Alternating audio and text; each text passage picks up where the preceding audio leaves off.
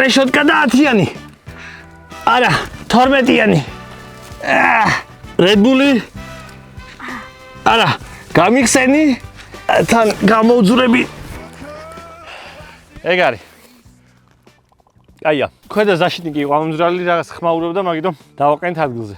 დავანგრეთ. ეს ზაფხული ძალიან ცხელი იყო და მინდა მოგიყვეთ თუ რა დაემართა ამ ზაფხულს ამ ჩემმა უბედურ ექსტერას, რა გაუკეთე, რა შეუცვალე და რა სამწუხარო ამბით დაგიბრუნდით, მაგრამ აქვე ახალი კარგი ამბავის მაქვს, რა თქმა უნდა.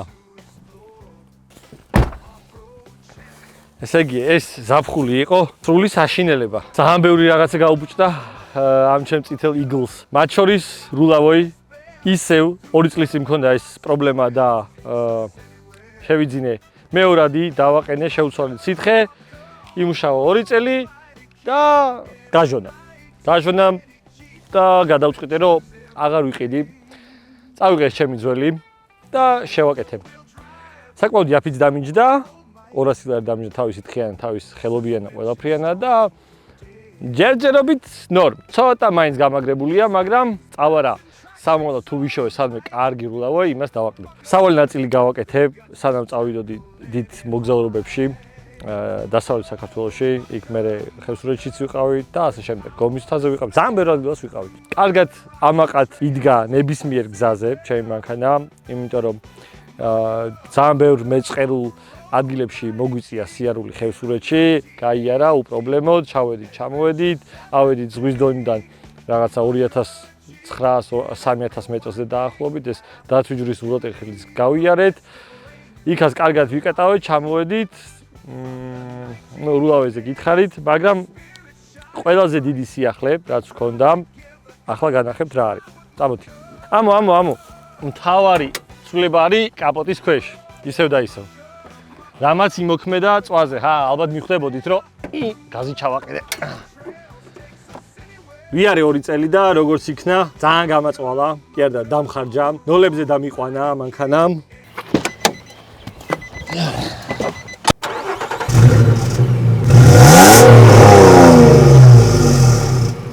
ძალიან ბევრი საწვავი და ბენზინი შეჭამა და გადავწყვიტე გაზის ჩაყენება, თელადის კი ჩავაყენე. ესეც ასე. ტოვებ ჩვენს არწივს. გაზის მონტაჟზე მოვიყვანე კომპანია ზავალში. ეს ვაშლი ჯვარში ამიტები. 87-დან დიდავს ჩამიყენებენ. აი აქვე მოჩვენი ზაპასკის ადგილას. აქ იქნება დამტენი და აქ გადასართველი ღილაკი ექნება კიდე, აი აქ დაამონტაჟებენ სადღაც რა. ეგ არის. აქ ჩავაყენეთ ზავოლის აპარატურა, ვეძებე დიდხანს, დაახლოებით 1 თვე ვეძებდი, რომ საუკეთესო რა შეიძლება ვნახოთ ქართულ ბაზარზე და ჩავაყენე ზავოლის. ზავოლის რეკლამა არ არის. უბრალოდ მართლა კარგია, აგერ უკვე 2 თვეა დავდივარ და good.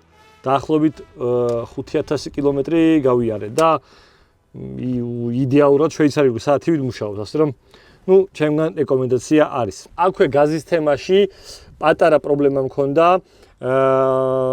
ბაბინა ერთ-ერთი იყო ძალიან სუსტი და ბიჭებს მოუწიათ გადაცვლა, აქეთ-იქით ცოცხალი ბაბინის გადაცვლა სხვაზე და მე მოკლედ მიუტანე ახალი ცოცხალი, მეორადი ცოცხალი ბაბინა შეუცვალე, მაგრამ მითხეს რა, რომ ჯობია სრულად ახალი კომპლექტი გამოიწერო ბაბინების და შეცვალო და მერე გექნება გარანტია 40-50000 მილი. დაახლოებით 100000 კილომეტრია და შეგიძლია უპრობლემოდ იარო, იმიტომ რომ გაზ ჭირდება მეტი დენი. ხო, ბენზინზე შეიძლება ვერ იგზნოთ ეს პერებოი ან რაღაცაი ვიბრაციები, მაგრამ გაზზე უეჭველად იგზნობთ. ხო, აი ასე. მოკლედ, აქ ესეთი ვითარებაა, საკმაოდ ლამაზად არის ყველაფერი აკინძული და დაყენებული, ეს ფარსუნკები თუ ინჟექტორები, კი არა და ხო. ეს არის რედუქტორი, ყველაფერი იტალიური წარმოების, ყველაფერი საკმაოდ კარგი. რავი, მე მომწონს გაყვანილობა კარგად არის, წყლის პრობლემა არ აქვს, არაფერი პრობლემატიური არ არის. ერთ ამბავს მოგიყვებით, რაც შეეხება ჩემს რადიატორს და ანტიფრიზს. დაახლოებით წელიწადნახევრის წინ აი რულავოის შეცვლასთან ერთად შევცვალე მანქანაში რადიატორში ანტიფრიზი. ვიყიდე საადღაცა, არ მახსოვს ზუსტად საად, ავტომატში მე მგონი, რაღაცა დრაივერი, 5 ლიტრიანი დიდი ბალონი, რაღაც 80 ლარამდე გადავიხადე, ჩავასხით მწვანე თავისი ანტიფრიზი და აგერ ერთი თვის წინ რო შევამოწმეთ, ამოვტუმბეთ, ცოტა საშინელება იყო. თავისი ეს სიბლანტეც დაკარგული ქონდა, ფერი საერთოდ დაკარგული ქონდა. რა თქმა უნდა, იმავე დღეს წავედი საზღვრობა გადავასხი. წავედი ვიყიდე ლიქვიმოლის ანტიფრიზი, ისე მწვანე ფერის, საკმაოდ ძვირიანია, მაგრამ ეს ანტიფრიზი მინიმუმ 2-3 წელი მაინც იმუშავებს მგრად კარგად. დაიჭირა დაახლოებით -50 გრადუსი, ასე რომ 5-3-ზე გავაზავეთ. 5 ლიტრი ანტიფრიზი ავიღეთ და 3 ლიტრი გამოხილი წყალი და აი რაღაცა მაგარი მიქსტურა გამოგვივიდა. დღეს იქით პატარა თუ დიდი ქიმიკოსი დამიძახეთ. კაი რაღაცაა, ზამთარშიც გავსინჯავთ, ნახოთ. ზაფხულში მთებში ვიარეთ მაღალ ადგილებში და უპრობლემოდ. რავი 3000 ავიღეთ 3ჯერ წელს და არაფერი. All good. აქვე ვიტყვი იმას, რომ ზეთიც ლიქვიმოლის მისხია 530 მოლიგენი და პლუს უკვე 2ჯერ ჩავასხი კერატეკი, რაც ძრავს იცავს. ძალიან მგრადია მაღალ ტემპერატურებზე და თუ გიყვართ ოფროუდი ან მაღალ ადგილებში ასვლა და მაღალ ბრუნებზე მანქანის დატრიალება, აუცილებელია დიდად არ გაღარიბდებით ამით. შეგიძლიათ 15000 კილომეტრზე, 20000 კილომეტრზე ჩაასხათ ეს ერთი ფლაკონი კერატეკი, რაც სრულად საკმარისია ესეთი დიდი 4-0 ძრავისთვის. ხო გითხარით რაღაცა დავაშავე. და დრო დადგა დრამისა.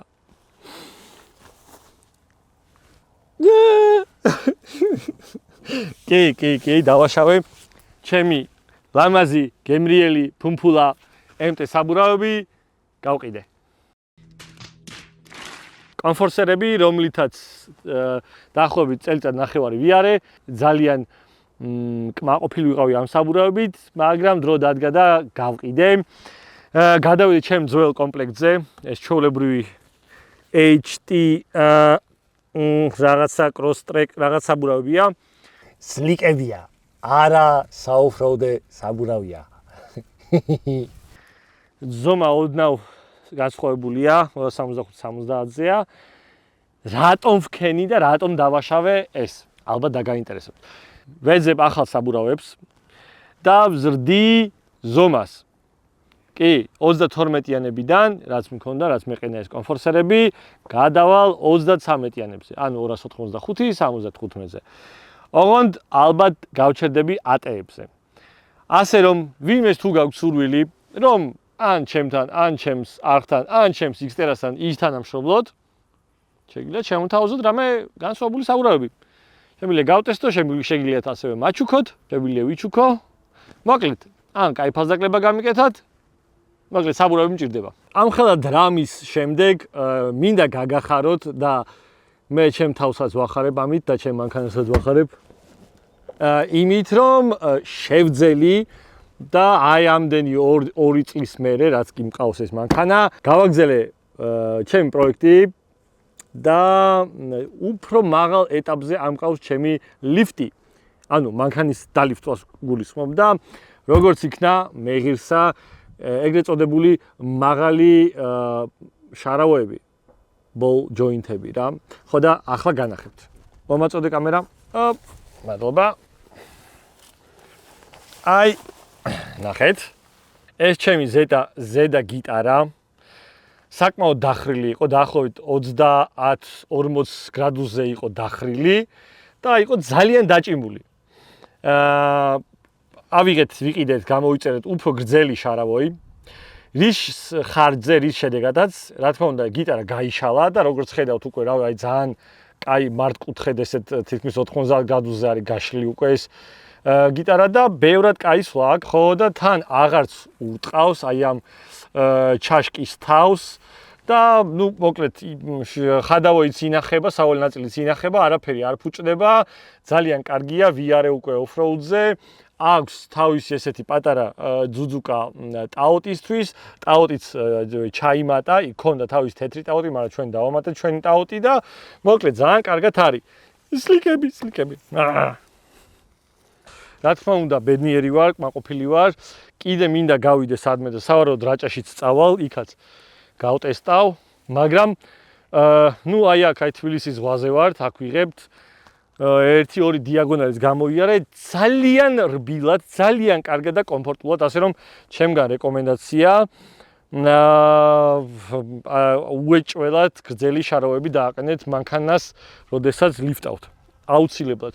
სამომავლოდ ამაზე რასაც ვაპირებ გეტყვით ის რომ უეჭველად უნდა ვიყიდო რეგულირებადი გიტარები, ტიტან სვაბს გავაკეთებ, ან შევაგროვებ და ტიტან სვაბს გავაკეთებ პირდაპირ, ან ესე ნელ-ნელა კიდე რაღაცებს ჩავამატებ, მათ შორის ცოტა გრძელი ამორტიზატორები და უფრო კარგი ზამბარები, პრუჟინები და ვნახოთ რა გამოვა ამისგან, იქნებ მერე უკვე რაღაც 33-დან 35-ზეც გადავიდეთ, უფრო მაღლა არ ვიცი, სადამდეც გაქაჩავს მოკლედ რა. და რა თქმა უნდა, ბამპერის შეცვლა, რკინის ბამპერზე მინდა გადასვლა. მოკლედ, აი აქ 33-იანს რო დავაყენებ, სივცე შეივსება, ნუ მოკლედ ივლის რა, მანქანა პრობლემა არა, მაგრამ 35-ზე უნდა მოიჭრას, მაგრამ წესით 33-ზე შეიძლება მოჭრას ცოტა ესე. სანამ ექნება საშუალება იმისა, რომ რკინის ბამპერი დავაყენო. ასევე შეგიძლიათ რეკომენდაცია გამიწიოთ ვინმე ესეთ ოქროს ხელებიან ადამიანზე, ვინც კარგად აკეთებს ამ ყველაფერს. იქნება ეგეც გავაკეთე. ლამაზი ბამპერი მიმინდა, სილავოი ბამპერი ჩემს Xterra-ზე. აქ რა მოხდა ახლა? ჩვენ Xterra-ების ზაპასკები არის ქვემოდან ამოკრული. ეს ზაპასკა ამოვიღეთ და მაგის ადგილას ჩავსვით ძალიან დიდი უზარმაზარი 84 ლიტრიანი ბალონი. და ზაპასკა ავიდა ზევით, მაღლა. ხო, ის კალათა, ჩემი საყვარელი კალათა, რომელიც შეკვეთით გამიკეთეს, ეხლა დაკავებულია ჩემი ზაპასკით. ასე რომ სამომავლოდ ამ ჩემი Xterra-ის პროექტში გეგმავ რომ აი აქ გავაკეთო კალიტკას ეძახიან ესეთ იხსნება კარი, რომელზეც არის ესეთი კონსტრუქცია აწყობილი და ზედ არის დამაგრებული საბურავი. როგორც ვრანგლერებს მოყვება ან გელენვაგენებს და ასე შემდეგ. ხო, ცოტა დაამძიმა მანქანის ტრაკი. მომიწევს ახლო მომავალში რესორების დაყენება, დამატებით თითო ლისტის დაყენება და ასევე ამ კალათების გაგრძელება ოდნავ რა. თვითონ შაკლები ამაღლებული მაქვს, ძალიან კარგად დგას. შაკლებს შევეშვები, არაფერი არ ჭირდება. ხო, რავი, დავდივარ საკმაოდ ეკონომიურად. გეტყვით, თბილისში რო გავავსე და ხევსურეთში რო წავედი, ბოლომდე არ დოტანე წავედი, დავბრუნდი უკან და ნატახტარში რო შევედი, აი მან გამითავდა გაზი. ხო, 340 კილომეტრზე მეყო სავსე აუზი, მთაში სიარულში, იქ თავისი გადაბლებული გადაცემის და ხიდების ჩართვიანად და ყველაფრიანად.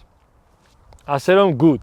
და ისე შერეულად ქალაქში დაახლოებით 18 ლიტრ გაზს მიწვავს.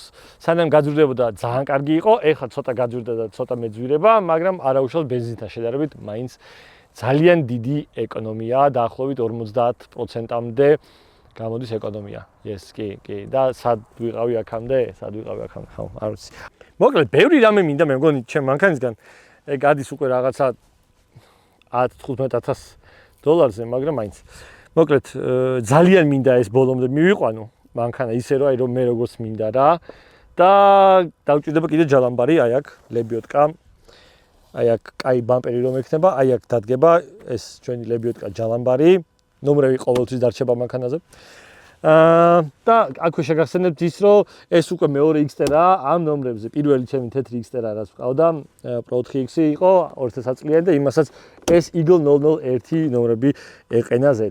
ხო და მოკლედ, აქ პატარა ჯალამბარს დავაყენებ და მორჩა. თუ არა. არა. და უკან კიდე კიბეს დავაყენებ. ეხლა განახებ თუ როგორ მუშაობს ეს ახალი სავალი ნაწილი და ეს ახალი შარავი. მოდი, წამოდი ცოტა ნელ-ნელა მე გამოყვებით. მიდი.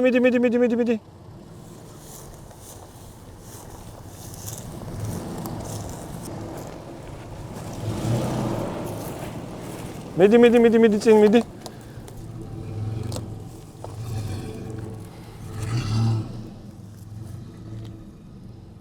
საკმაოდ დაბალანსებულად მოძრაობს მანქანა უპრობლემოდ და ძალიან რბილია.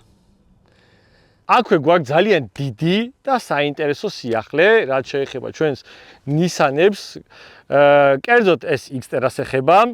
როგორც იცით, 2005-დან 2015 წლამდე ამ N50 კუზაოს უშვებდნენ 4-დან ძრავზე.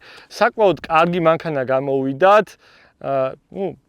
ზოგი პრობლემატიური, ზოგი არა, მაგრამ მოკლედ 2009 წლიდან აბსოლუტურად გამოასწორეს ყველაფერი და 2009-დან 15-მდე არც ერთ მოდელს არანაირი პრობლემა არ აქვს, არც გაგრძელების, არც ძრავის, არც კოლოფის, არაფრის.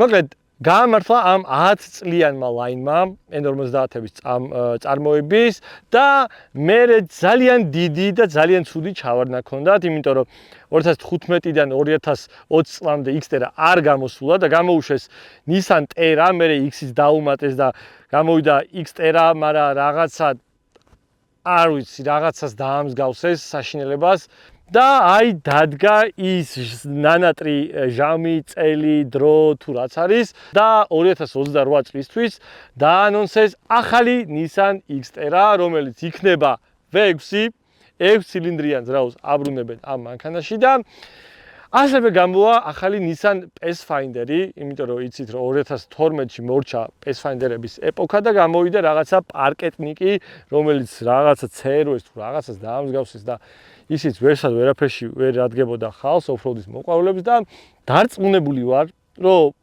ეს იქნება, რა თქმა უნდა, რამაზე, ანუ რამიანი ძარა იქნება V6 და იქნება ყველანაირი off-road ნავაროტკა, რაც კი გვჭირდება ჩვენ. ანუ რა თქმა უნდა, Xterra უფრო მაღალი კლასის იქნება გამავლობაში და კომფორტში Pathfinder-ი ეგრე გააგრძელებს თავის თვალს. რავი, კაი სიახლეა და ძალიან დიდი იმედი მაქვს, რომ საკმაოდ კაი კომპლექტაციებს შემოგთავაზებენ. იქნება ისევ ესე მინიმუმ 300 ცხენზე და მაღლა, რა თქმა უნდა, თანამედროვე დრო არის და ძრავს გააკეთებენ. ალბათ მე ვფიქრობ 2.5-დან 2.8-მდე რაღაც ჰიბრიდული ძრავი იქნება, მაგრამ ამერიკელების ხელში იაპონელები რაღაც კარგს შექმნიან.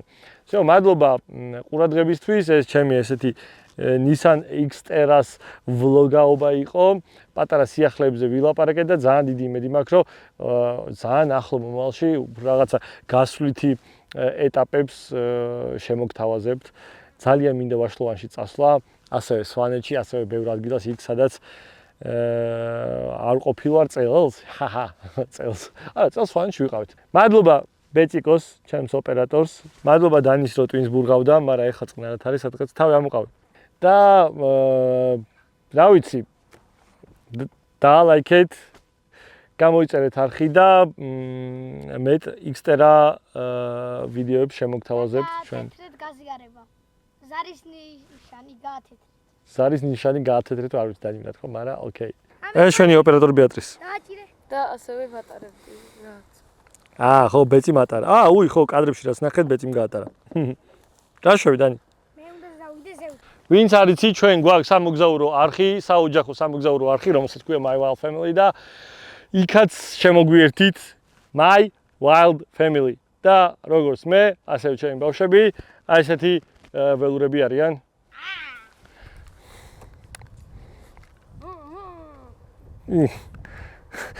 დანი, შენ ეგრე ჩახვალ თბილისამდე? დანი, ესე ჩავა თბილისამდე. ასაღებ მომეც.